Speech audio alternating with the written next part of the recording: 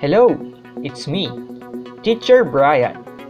Welcome to Practical Research 1. Practical Research 1 is one of the subjects in senior high school which aims to develop your critical thinking and problem-solving skills. You probably know that at the end of this course, you will submit your research output. Don't worry about your research assignment.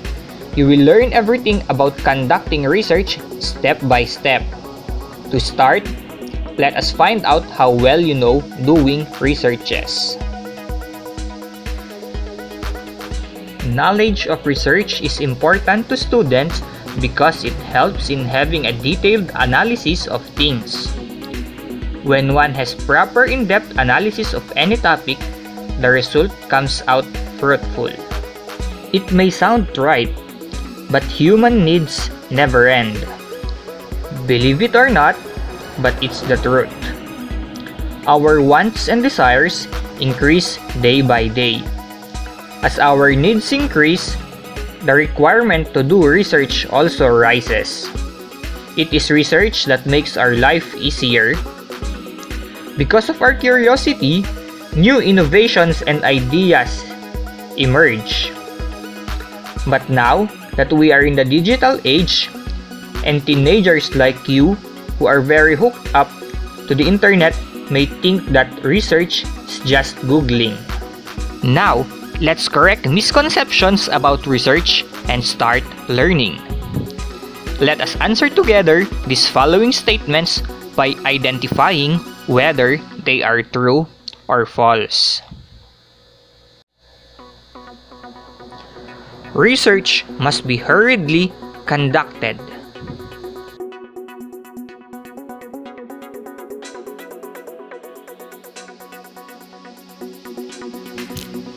It is false because research is an act of studying something carefully and extensively in order to attain deep knowledge. There should be enough data before conducting research.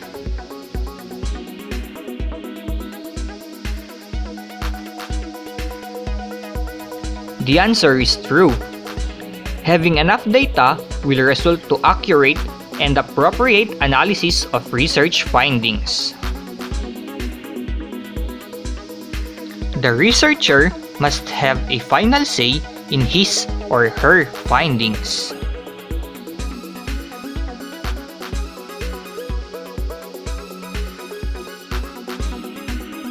The answer is false.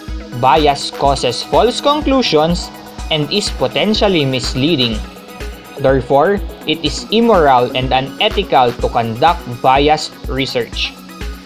Every researcher should thus be aware of all potential sources of bias and undertake all possible actions to reduce or minimize the deviation from the truth.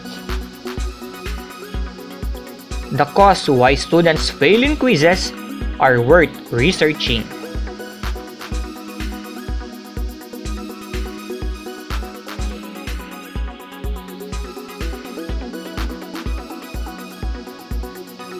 It is true.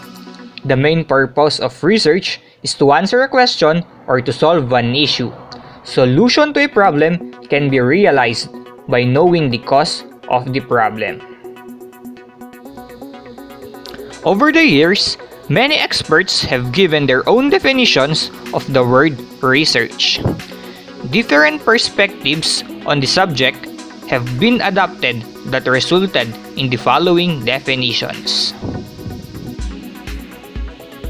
Research follows a step-by-step process of investigation that uses a standardized approach to answer questions or solving problems. Research is a continuous undertaking of making known the unknown. It entails an investigation of new facts, leading to the discovery of new ideas, methods, or improvements. It is an attempt to widen one's outlook in life. It always proceeds from the unknown. Thus, the end of the research is to arrive at a new truth. Research is a tested approach of thinking and employing validated instruments and steps in order to obtain a more adequate solution to a problem that is otherwise impossible to address under ordinary means. We are now going to study the importance of research. Research provides a scientific basis for any practice or methodology in any field or discipline.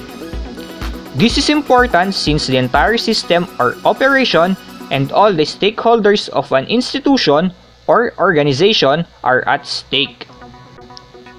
Without scientific basis, someone may be affected or may suffer. For example, in the field of medicine, a new drug must first be tested to determine its efficacy in curing sickness before it can actually be prescribed. Research is undertaken for the continuous development and further productivity in any field. Any system that will be utilized in any organization must be first tried to determine its value, and it must be better than the previous system used. Simply, the research is the result of advancing knowledge from the past. Research helps develop tools for assessing effectiveness of any practice and operation, such as psychological tests, intelligence quotient tests, and psychological assessments, among others. This importance of research is observed in behavioral science, physical science, and others as well. Research provides solutions to problems concerning at most all issues encountered in the different areas of work. Some issues include the tardiness of employees, incentives given to the staff, sportsmanship among school athletes, and implementation of a clean and green program in the school. This also applies to higher level problems. Research impacts decision making. It is a common mistake for people to make decisions without solid information to back them up.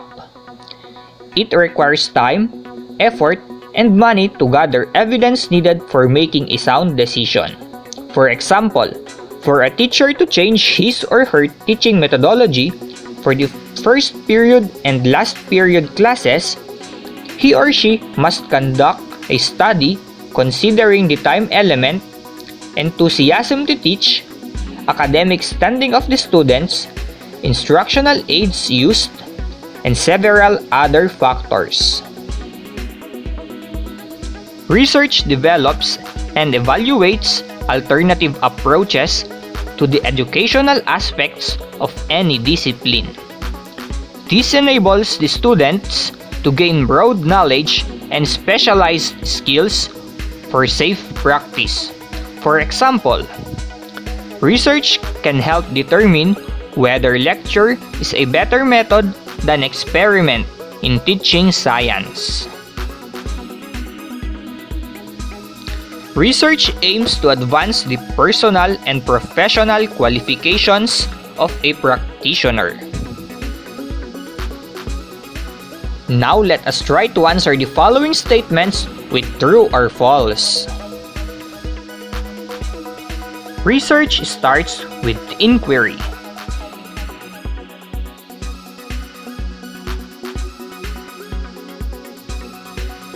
The statement is true.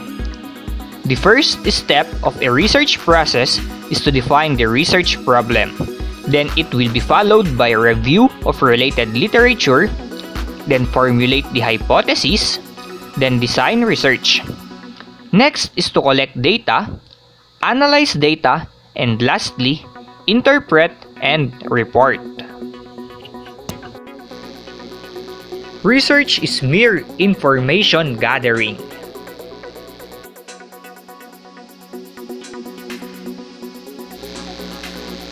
The answer is false. Research follows a step-by-step process of investigation that uses a standardized approach to answer questions or solving problems.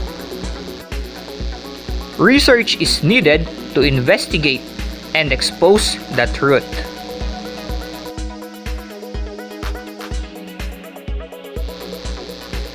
This statement is true. The end of research is to arrive at a truth. One of the goals of research is to produce results-based practice.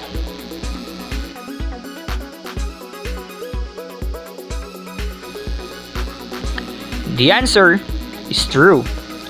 Research is a tested approach of thinking and employing validated instruments and steps in order to obtain a more adequate solution to a problem that is otherwise impossible to address under ordinary means.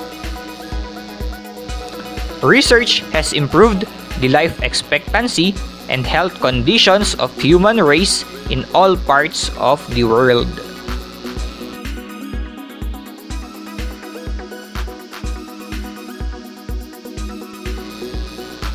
This statement is true. Research is a continuous undertaking of making known the unknown. It entails investigation of new facts, leading to the discovery of new ideas, methods, or improvements. Research entails an investigation of new facts, leading to the discovery of new ideas, methods, and improvements. This statement is also true. Congratulations! You have learned what research is and its importance in our daily life.